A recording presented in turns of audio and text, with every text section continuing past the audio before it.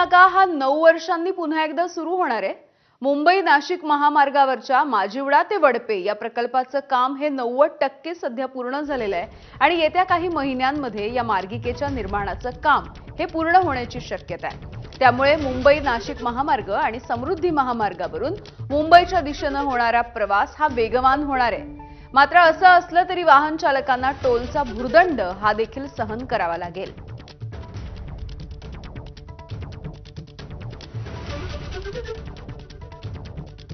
मी सध्या खारेगाव भागात आहे। इथून साधारणतः मुंबई नाशिक महामार्गाला सुरुवात होते। इथे गेल्या अनेक महिन्यांपासून काम चालू होतं। माझ्या मागे देखील एक काम सुरू असलेलं तुम्हाला दिसून येईल। हे जे काम आहे हे काम एखाद्या प्रकल्पाचं मुळीच नाहीये, तर हे काम आपल्याला पडणार असलेल्या भुर्दंडाचं आहे। याच कामाच्या समोर तुम्ही पाहिलात एक कमान उभी राहिलेली आहे आणि ही कमान आहे टोल नाक्याची। खारेगाव इथे 1998 साली एक टोल नाका उभा राहिला होता। त्यानंतर 2017 सालापर्यंत इथे टोल वसुली सुरू होती। त्याच ठिकाणी आता एक नवीन टोल नाका उभा करण्याचं काम सुरू झालेलं आहे। जे वाहन चालक रोज मुंबई, ठाणे, कल्याण, भिवंडी या भागामध्ये हलक्या वाहनांनी प्रवास करतात, त्या वाहनांना या टोलचा मोठा भुर्दंड सहन करावा लागणार आहे। हा जो टोल नाका आहे तो टोल नाका ज्यावेळी या रस्त्याचं काम पूर्ण होईल त्यावेळी सुरू केला जाणार आहे। सध्या 90% या 23 किलोमीटर लांबीच्या मार्गाचं काम पूर्ण झालेलं आहे।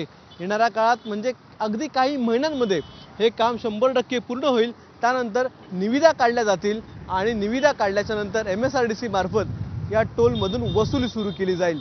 त्यामुळे आता मुंबईच्या बाहेर ठाण्यापासून समृद्धी महामार्ग, भिवंडी, कल्याण इथे जायचं असेल तुम्हाला तर खिशामध्ये अतिरिक्त पैसे ठेवा, कारण तुम्हाला टोल भरावा लागणार आहे। कॅमेरामन विनेसह अक्षय भाटकर, ABP माझा, ठाणे। दरम्यान खारेगावच्या या टोल नाक्याला मनसेने मात्र तीव्र असा विरोध केलाय। टोल नाका सुरू होऊ देणार नाही असं देखील मनसेचे नेते अविनाश जाधव यांनी स्पष्ट केलं। टोल नाका सुरू झाल्यास मनसेच्या वतीनं तीव्र आंदोलन छेडलं जाईल असा स्पष्ट इशारा त्यांनी दिलाय। टोलच्या नावाखाली सर्वसामान्य नागरिकांची लूट सुरू आहे। आधीच महागाईनं त्रस्त असलेल्या जनतेवरती पुन्हा एकदा टोलचा भार टाकण्याचा प्रयत्न केला जातोय। मनसेच्या वतीनं लवकरच या संदर्भात मोठ्या आंदोलनाचा इशारा देण्यात आलाय। सरकारनं हा निर्णय मागे घ्यावा, अन्यथा रस्त्यावरती उतरून संघर्ष केला जाईल असा इशारा देखील अविनाश जाधव यांनी दिलाय।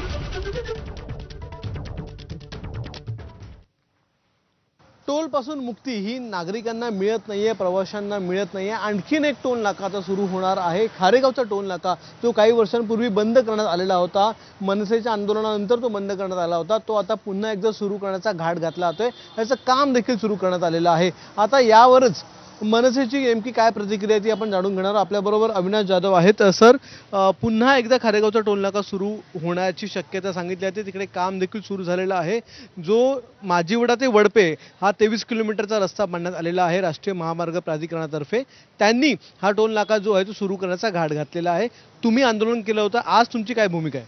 मला असं वाटतं की जर तुम्ही ठाण्यातनं निघालात तर ठाणे ते नाशिक प्रवास करायला तुम्हाला आता खारेगावचा टोल लागणार, त्याच्यानंतर पुढे पडग्याचा टोल आहे, त्याच्या पुढे आपला गोटीचा टोल आहे, बरोबर आहे। तुम्ही ह्या मार्गाने गेलात तर समृद्धी महामार्गाचा एक भयानक टोल आहेच आहे। सो मला कळत नाही आहे, तुम्ही आत्ता निवडणुकीला एक टोल बंद केलात ना आमचा, आणि त्याच्यावर निवडणुका जिंकलात ना त्या टोल नाक्यावर। निवडणुका संपून 1 वर्ष नाही झालं तर नवीन टोल नाका आणताय। माझं मत आहे 22 किलोमीटरच्या त्या पॅचसाठी तुम्ही एक टोल आणताय। टोल नाके किती झाले आहेत महाराष्ट्रात मागच्या काही वर्षामध्ये? तुम्ही एक प्रोजेक्ट आणता आणि त्या प्रोजेक्टच्या नावाखाली एक मोठी अमाऊंट ही सरकारकडनं घेता आणि त्याच्यानंतर त्यातनं तुमचे जे काही टक्के आहेत ते वेगळे करून ते सगळे लोकांच्या माथी मारताय। जर तुम्ही प्रत्येक टोलला म्हणजे प्रत्येक 22 किलोमीटरला जर आमच्याकडनं पैसे घेणार असाल तर मग आमच्याकडनं जे टॅक्सेस घेतात त्या पैशाचं काय करणार आहात? सो या सगळ्यातनं ठाणेकरांना मुक्ती मिळाली पाहिजे।